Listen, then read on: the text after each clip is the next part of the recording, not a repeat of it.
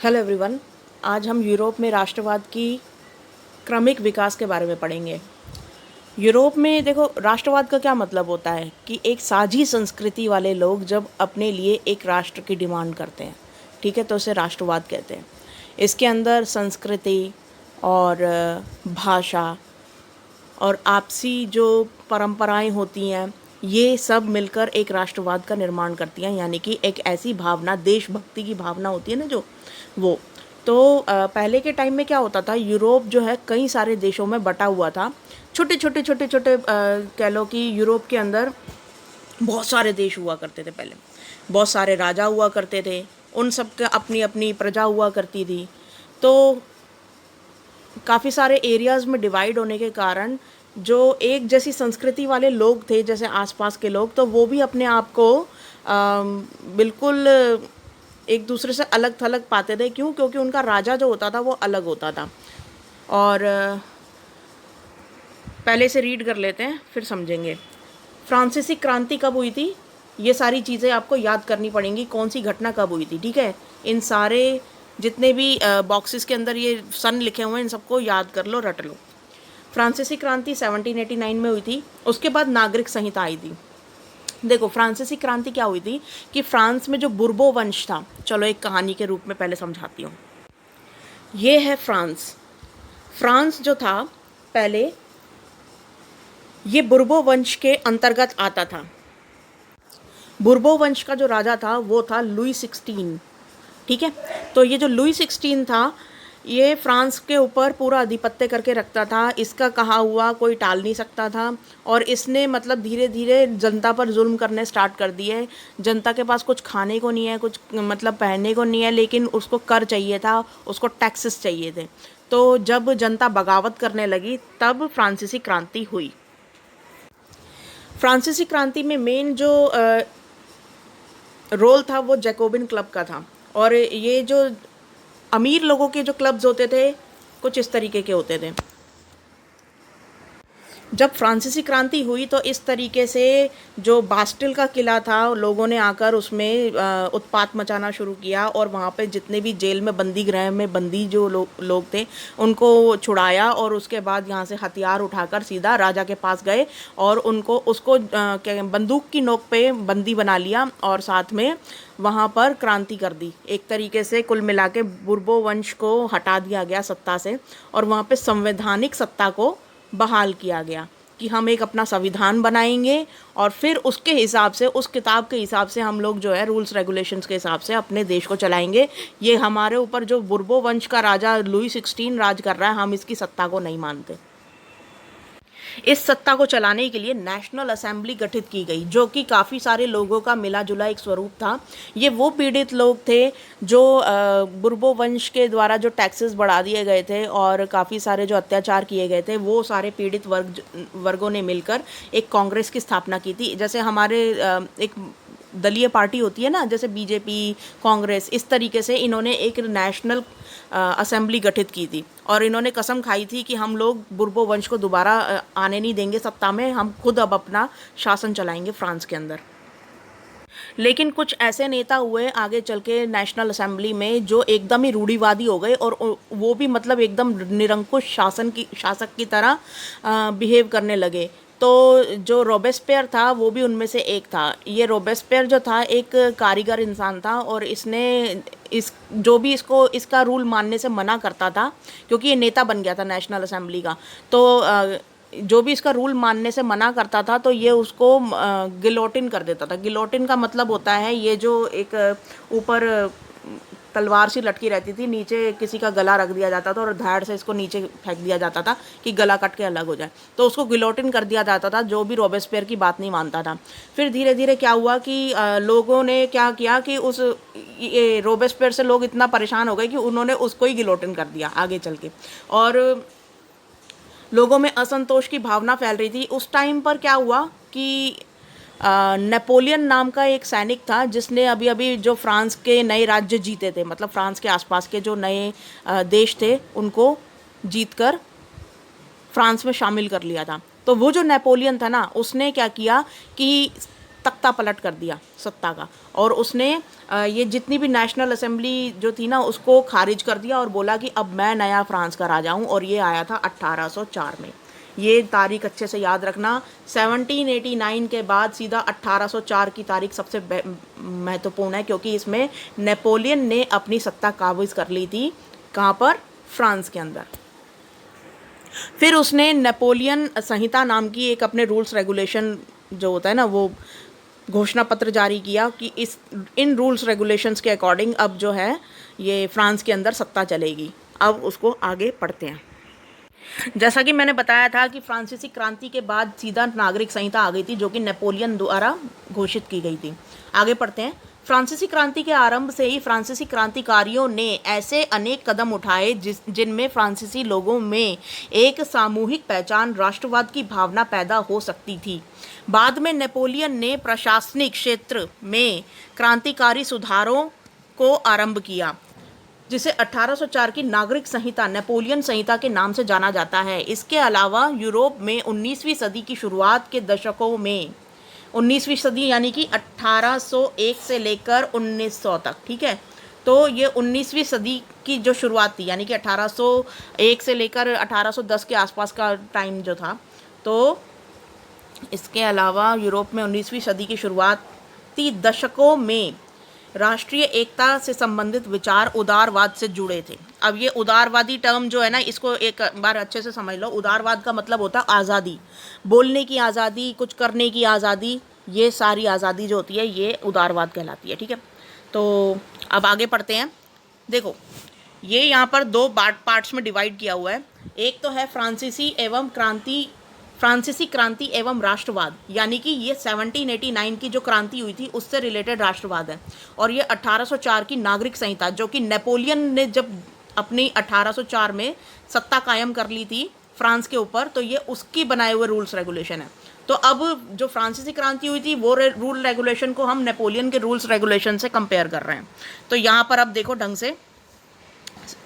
पहला, संविधान आधारित शासन। फ्रांस के अंदर जब फ्रांसीसी क्रांति हुई थी तो उन्होंने संविधान को ही सर्वोच्च मान लिया था, और उन्होंने कहा कि हम जो रूल्स रेगुलेशन बनाएंगे उसके अकॉर्डिंग ही हम फ्रांस को चलाएंगे। लेकिन यहाँ पर जन्म आधारित विशेषाधिकारों की समाप्ति कर दी गई थी। नेपोलियन ने आकर दोबारा राजतंत्र स्थापित कर दिया था 1804 में आके।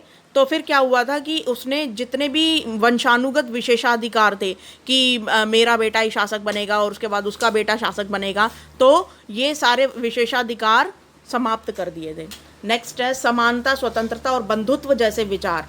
ये फ्रांसीसी क्रांति की मेन आइडिया ये था कि हमें समान रहना है, हम सब एक जैसे हैं और स्वतंत्र रहेंगे, कोई हम पर शासन नहीं करेगा, और साथ में बंधुत्व जैसी आपसी विचारधारा, ब्रदरहुड टाइप की भाईचारा जिसे कहते हैं, उसको कायम करके रखेंगे। अब नेपोलियन के आने के बाद क्या हुआ कि कानून के समक्ष समानता एवं संपत्ति के अधिकार को सुरक्षित किया गया कि हर व्यक्ति अपनी संपत्ति खुद बना सकता है, और साथ में कानून के समक्ष सब समान रहेंगे, चाहे वो अमीर हो चाहे गरीब हो, ठीक है। अब नया फ्रांसीसी तिरंगा झंडा इन्होंने अपनाया था आफ्टर फ्रांसीसी क्रांति, और इन्होंने प्रशासनिक विभाजनों को सरल बनाया गया था। यानी कि जितने भी ये IAS, IPS, ये जितने भी लोग जो प्रशासन में काम करते हैं, जो रूल्स रेगुलेशन बनाते हैं जनता के लिए, तो उनको सरल बनाया गया था। उनके विभाजन मतलब उनके डिपार्टमेंट्स अलग अलग कर दिए थे। नेशनल असेंबली का गठन किया गया था, जैसे कि मैंने बताया था कि बुर्बो वंश को ख़त्म करने के लिए जो आम लोगों ने अपनी खुद की एक पार्टी बनाई थी जिसको नेशनल असेंबली कहा गया था। यहाँ पर देखिए सामंती व्यवस्था को ख़त्म कर दिया गया था। सामंत कौन होते हैं? सामंत वो होते थे जो राजा के जैसे रिश्तेदार वगैरह होते हैं ना, तो उनको जागीरें बांट दी गई थी।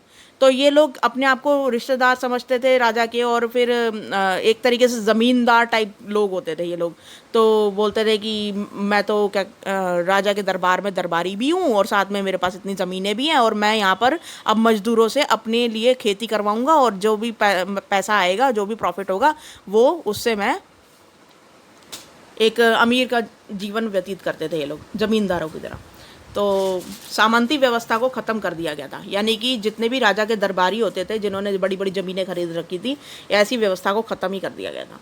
नेक्स्ट है आंतरिक आयात निर्यात शुल्क समाप्त एवं मापतोल की एक समान व्यवस्था।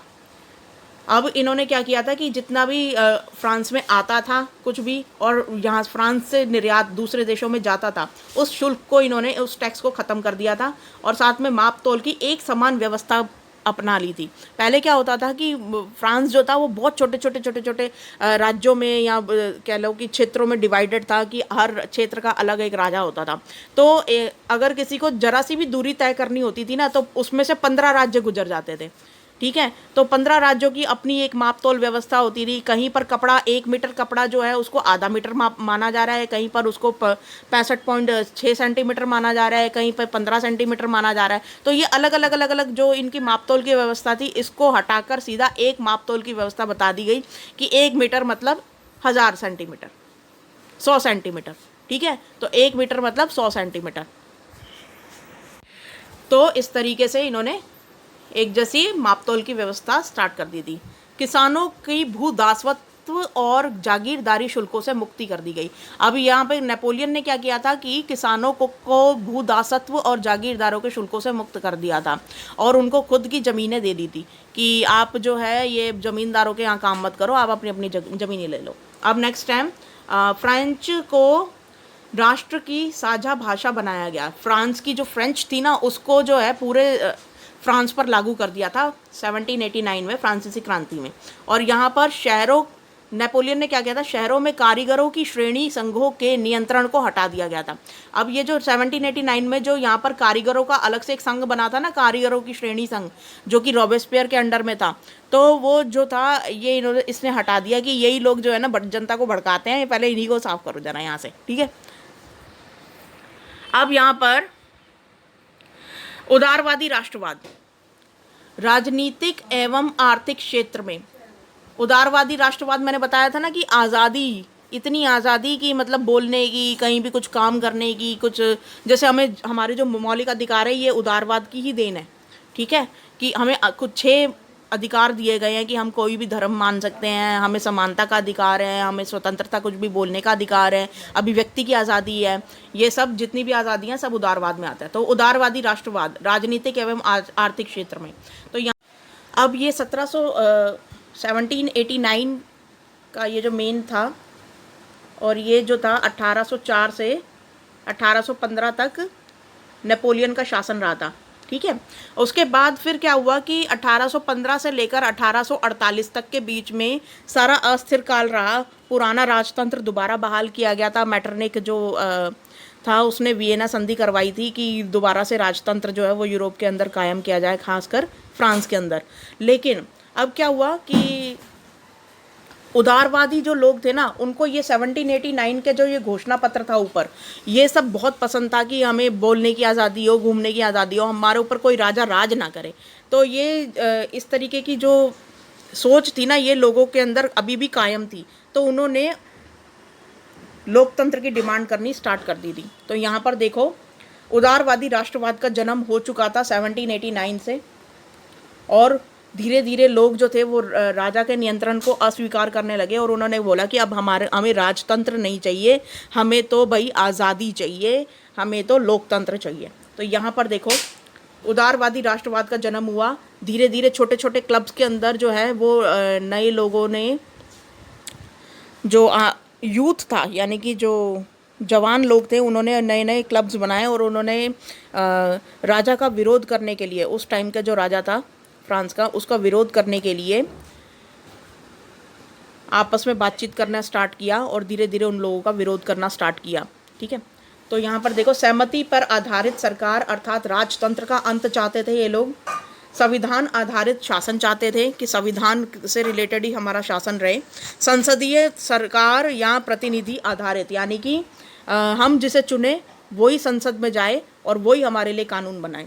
विशेषाधिकारों का अंत, जैसे ये विशेषाधिकार होते थे, ड्यूक्स वगैरह अपने अपनी जागीरें बना के रख लेते थे कि हम तो राजा के संबंधी हैं, हमारा तो हक हो गया। तो इस तरीके के विशेषाधिकारों को समाप्त करना चाहते थे समाज से। कानून के समक्ष समानता चाहते थे ये लोग कि ये संविधान में जो कानून बने हुए हैं उनके समक्ष सब समान हो।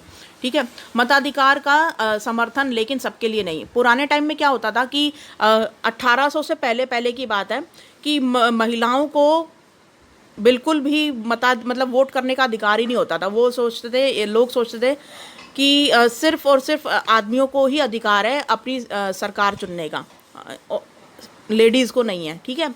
और साथ में न्यूजीलैंड पहला ऐसा देश बना था जिसने 1893 के अंदर पहली बार पूरी दुनिया में लेडीज़ को फर्स्ट टाइम वोट करने का अधिकार प्रदान किया था, ठीक है।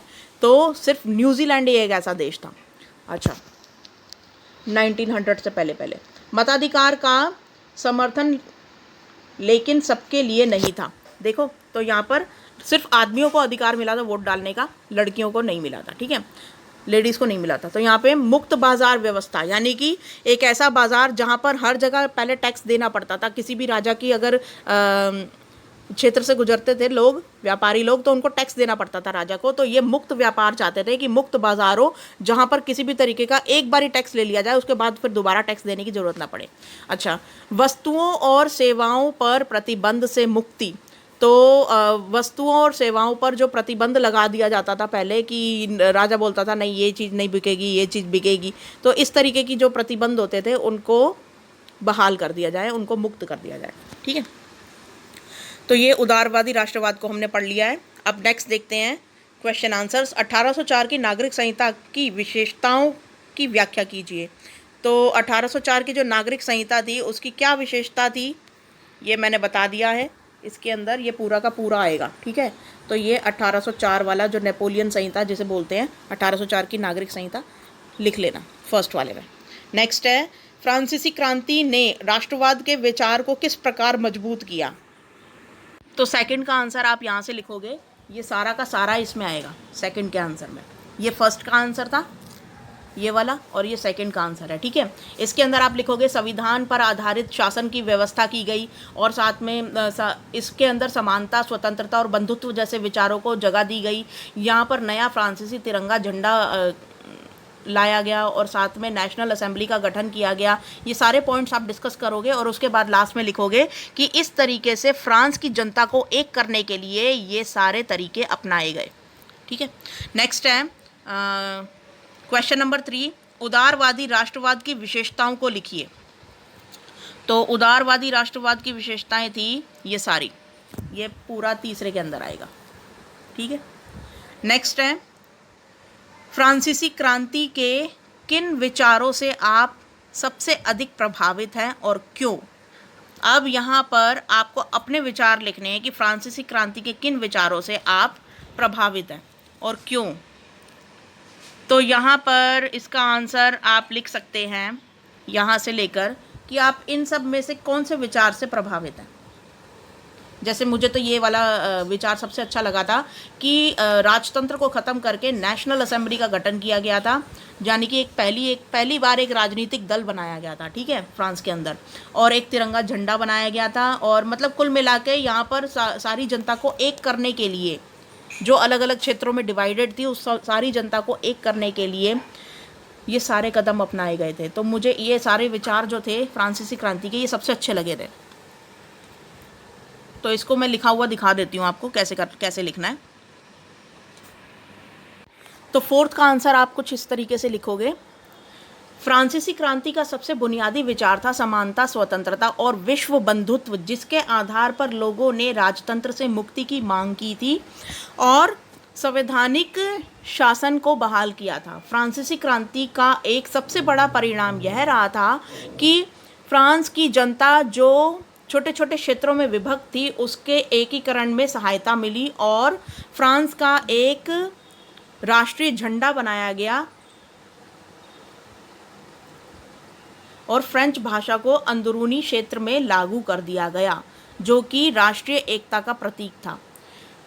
तो यह राष्ट्रीय एकता काट देना।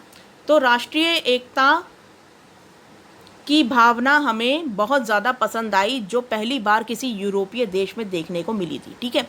तो इस तरीके से ये आप लिख लेंगे सारा आंसर कि पहली बार जो है राष्ट्रीय एकता की भावना वो किसी यूरोपीय देश में देखने को मिली थी। उससे पहले राष्ट्र क्या होता था किसी को कोई मतलब नहीं था, सब अपने अपने राजा को मानते थे बस। तो आज की वर्कशीट में बस इतना ही था। आई होप ये आपको फ्रांसीसी क्रांति का जो पूरा कॉन्सेप्ट है ये समझ में आया होगा। Thank you.